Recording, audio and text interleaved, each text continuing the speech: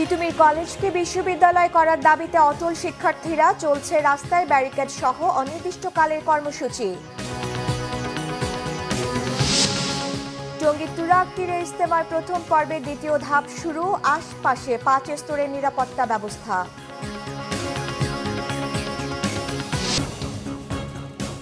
দেখছিলেন crown cement সংবাদ শিরোনাম। তিতুমির কলেজকে বিশ্ববিদ্যালয় ঘোষণার দাবিতে ষষ্ঠ দিনের মতো অনশন ও রাস্তা বন্ধ করে আন্দোলন করছেন প্রতিষ্ঠানটির শিক্ষার্থীরা। দুপুর 12টার পরে কলেজের সামনের মোয়াখালী গুলশান লিংক রোড সড়ক অবরোধ করেন আন্দোলনকারীরা। ঘোষণা অনুযায়ী সকাল থেকে শাটডাউন আছে কলেজ। দাবি আদায় না হওয়া পর্যন্ত অনির্দিষ্টকালের জন্য সব একাডেমিক ও প্রশাসনিক কার্যক্রম বন্ধ থাকবে। শিক্ষার্থীরা বলছেন, 7 দফা দাবির কোনোটিই অযৌক্তিক নয়। এতদিন ধরে আন্দোলন হলেও সরকারের পক্ষ থেকে কোনো যোগাযোগ করা হয়নি। জনদুর্ভোগ হলে ও দাবি আদায় না হওয়া পর্যন্ত আন্দোলন চলবে বলেও জানায় আন্দোলনরত শিক্ষার্থীরা।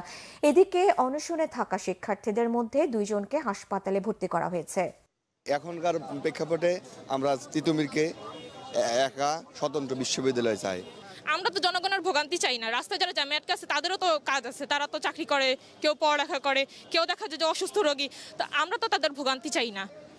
তাদের ভোগান্তি হইতেছে, ধরেন জ্যামে আটকে থাকলে তারা 3-4 ঘন্টা ভোগান্তি করতেছে। আর আমাদের সাথে যে অন্যায়টা হইতেছে, আমরা কত বছর যাবৎ ভোগান্তিতে আছি, আমাদের ভোগান্তি শেষ কোথায়? এখানে একটা পাবলিক বিশ্ববিদ্যালয় হলে এখানে অনেক ভালো ভালো সাবজেক্ট আসবে, অনেক ভালো ভালো পিএইচডিধারী শিক্ষক আসবে। তো সেক্ষেত্রে আমাদের লেখাপড়ার মান তো অবশ্যই উন্নয়ন হবে। জনদুর্ভোগের বিষয়টা থেকে আমাদের যে ভাইয়েরা মৃত্যুর সাথে পাঞ্জা লড়ছে, এটা তাদের বিবেচনা করা উচিত। সমালোচনা না নিতে পারলে উপদেষ্টার পদ ছেড়ে দিতে আহ্বান জানিয়েছেন বিএনপি সিনিয়র যুগ্ম মহাসচিব রুহুল কবির রিজভী। সোমবার বিএনপির প্রতিষ্ঠাতা শহীদ প্রেসিডেন্ট জিয়াউর রহমানের মাজারে ফুল দেওয়ার পর তিনি কথা বলেন। রিজভী বলেন, অনেক রক্তের বিনিময়ে বর্তমান অন্তর্বর্তী সরকার। তিনি বলেন, এই সরকার নিরপেক্ষতা হারাচ্ছে, একই সাথে সরকারকে ব্যর্থ করতে নানা ষড়যন্ত্র চলছে। অভিযোগ করেন, শেখ হাসিনা ভারতে অবস্থান করে নেতাকর্মীদের বাংলাদেশে বিশৃঙ্খলা তৈরি করতে উস্কানি দিচ্ছে। বিএনপি সিনিয়র যুগ্ম মহাসচিব বলেন, বিক্ষোভ ও আন্দোলন সব ক্ষেত্রেই গুলি করে হত্যা বন্ধ করতে হবে। স্বাধীন চিন্তায় কথা বলার ক্ষেত্রে কোনো প্রতিবন্ধকতা তৈরি না হয় এমন সংস্কারের তাগিদ দেন তিনি। সমালোচনা না নিতে পারলে উপদেষ্টার পদ ছেড়ে রাজনৈতিক দল করার আহ্বান জানান তিনি। বাজার সিন্ডিকেট দমন ও আইন শৃঙ্খলার উন্নতিতে সরকারকে ভূমিকা রাখতে আহ্বান জানান রিজভী। অন্তর্বর্তী সরকারকে দ্রুত নির্বাচনের রোড ম্যাপ দেওয়ার আহ্বানও জানান বিএনপির সিনিয়র যুগ্ম মহাসচিব। যাতে কোনো সরকারি যেন রক্তচক্ষু দেখিয়ে জনগণকে দমন করতে না পারে, আমরা সেই পরিবেশ চাই। সরকারের কোনো কোনো উপদেষ্টা আমরা সমালোচনা করলে তারা একটু ইরিটেট ফিল করে, তারা বিরক্ত হন, তারা বিভিন্ন মন্তব্য করে। তাহলে অন্তর্বর্তীকালীন সরকার কেন আপনারা উপদেষ্টার পদ থেকে ছেড়ে দিয়ে রাজনৈতিক দল করেন? কারণ গণতন্ত্রে বিরোধী দল কথা বলবে, সমালোচনা করবে এবং এই সমালোচনার মধ্যে দিয়ে সরকার তিনি তার সংশোধন হবে। অন্তর্বর্তীকালীন সরকার ডক্টর ইউনূস সাহেবের সরকারকে আপনার নির্বাচনী রোডম্যাপ এবং নির্বাচনের ডেডলাইন এটা দিতে হবে, যে জনগণ মনে করবে যে আমরা 16 বছর যেটা বঞ্চিত হয়েছি, 17 বছর যেটা বঞ্চিত হয়েছি, সেই বঞ্চনার দুঃস্বপ্ন যেন তাদের দূর হয়।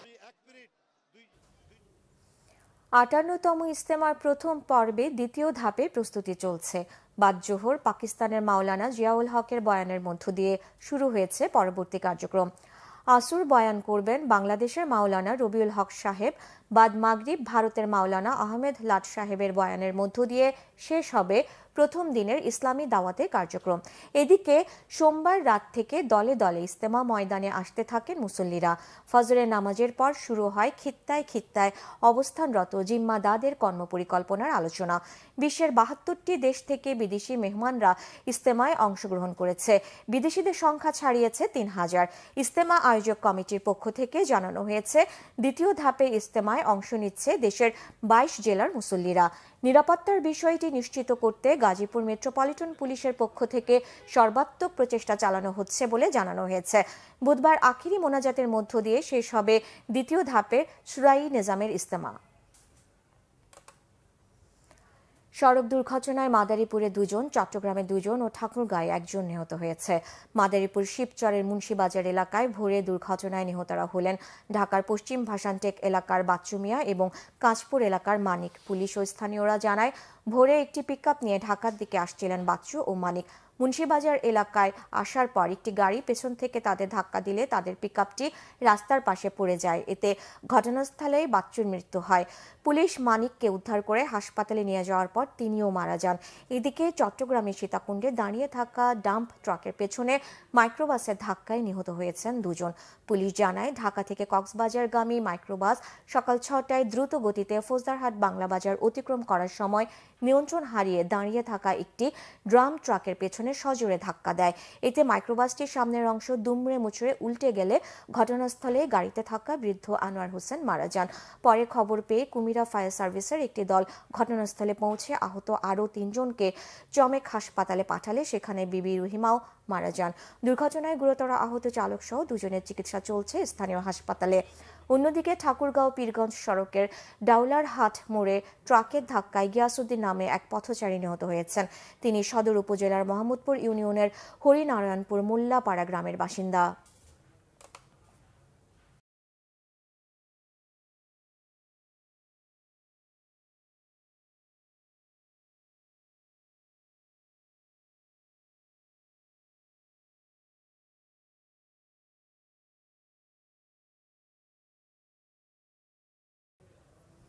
সনাতনী ধর্মাবলম্বীরা দেশে আজ সরস্বতী পূজা করছেন। এই উপলক্ষে সকাল থেকেই ঢাকা বিশ্ববিদ্যালয়ের জগন্নাথ হলের পূজা মণ্ডপগুলোতে ভিড় জমিয়েছেন দেবীর ভক্তরা।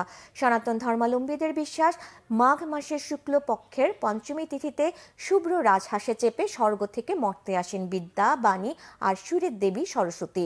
দেবীর তুষ্টি অর্জনের লক্ষ্যে সকাল থেকেই ভক্ত অনুরাগীরা জড়ো হন ঢাকা বিশ্ববিদ্যালয়ের জগন্নাথ হলের মাঠে।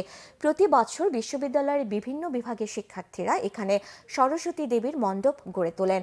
মন্ত্রপাঠের মধ্য দিয়ে দেবীর আরাধনা ও পূজার নানা আচার পালন শেষে পুষ্পাঞ্জলি দিয়ে ভক্তরা দেবীর তুষ্টি লাভের চেষ্টা করেন।